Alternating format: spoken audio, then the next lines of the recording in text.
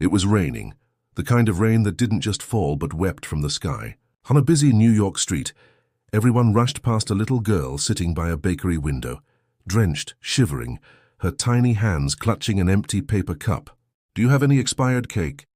she asked softly to anyone who'd listen.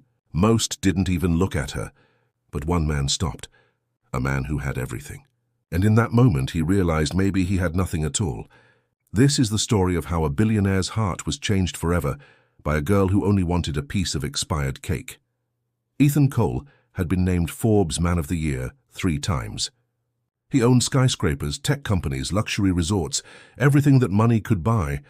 Yet behind his custom-made suits and bodyguards, there was an emptiness that success couldn't fill. His days were a blur of meetings, his nights filled with silence. That evening he was driving through downtown in his black Rolls-Royce. Frustrated after losing another board deal, the city lights flickered on the wet asphalt like broken stars. His driver slowed near a small bakery, the kind of cozy corner shop that smelled like memories. And there she was, a thin girl, no older than 8, sitting cross-legged on the sidewalk, wearing a torn hoodie 2 sizes too big. Her lips trembled as she looked through the bakery window at a cake, old untouched, pushed to the side. Ethan didn't know why, but something inside him stirred. "Stop the car," he said. The driver hesitated. "Sir, this isn't—" "Stop the car." Ethan stepped out. The rain soaked his expensive shoes. The girl looked up, startled. Her eyes were gray, not lifeless but tired, like someone who had seen too much for her age. "Hey," Ethan said gently, "are you okay?"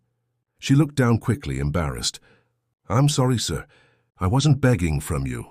I just asked the bakery lady if she had any expired cake. I haven't eaten since yesterday." Her voice cracked mid-sentence. For a moment, Ethan couldn't speak. He was used to people asking for business deals, investments, favors, but never expired cake. The bakery owner came out, annoyed. "She sits there every evening. Sir, I told her we don't give away free food. She should go to a shelter." Ethan's jaw tightened. He reached for his wallet, but then stopped himself. Something about this moment felt different. It wasn't about giving money. It was about understanding. "What's your name?" he asked softly. "Lila," she whispered. "Layla Grace. Do you have family, Layla?" She hesitated. "I did. My mom, she used to bake cakes like those. She passed away 2 months ago. I ran away from the foster home because they were mean. I just wanted to find her old bakery. She used to say, 'There's always sweetness left, even in what's expired.'" Her words pierced him. Ethan looked at the bakery window again, at that one old cake nobody wanted. Something about it felt symbolic, forgotten like her. He bought the whole cake. The baker looked confused, but Ethan simply said, "It's for her." They sat under the awning, sharing it by hand. The girl's small fingers clutched each bite like it was treasure. She smiled for the first time, and that smile, that one innocent smile, broke something open in Ethan's heart.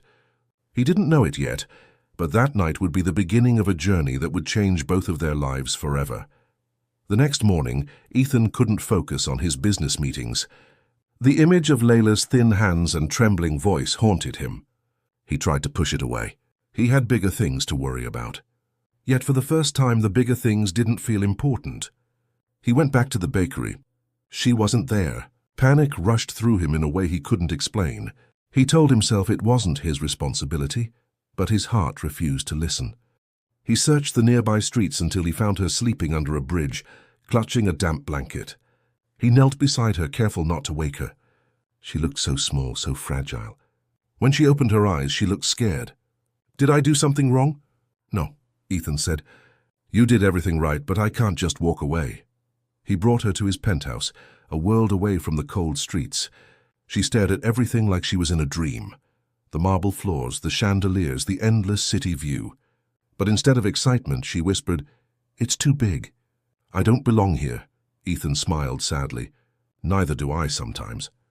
Over the next few weeks, Ethan made arrangements, legal guardianship, schooling, therapy. But more than that, he began to change. He cancelled meetings to have breakfast with Layla. He started visiting children's shelters, funding programs to help orphans. The press called it the Billionaire's redemption. But to Ethan, it wasn't redemption. It was love rediscovered. Then one evening, Layla gave him a small box. Inside was a charm, a tiny piece of an old cake mold, the one her mother used to own. "I found it in the old bakery," she said softly. "You helped me remember that even old things can still make something new." Tears filled Ethan's eyes. "Layla, you didn't just find sweetness in the expired. You brought sweetness back into my life." Years later, that same bakery reopened, restored by Ethan, and named Layla's Grace. Every evening, it gave out free cakes to children who couldn't afford them. Above the door, a sign read, "There's always sweetness left, even in what's expired." And every time Ethan saw a child smile as they bit into a warm slice of cake, he remembered that rainy night, the night a homeless girl asked for expired cake, and a billionaire found his heart again. Sometimes the richest people are the ones with nothing, and sometimes the poorest are the ones who've forgotten how to love. Kindness costs nothing but can change everything.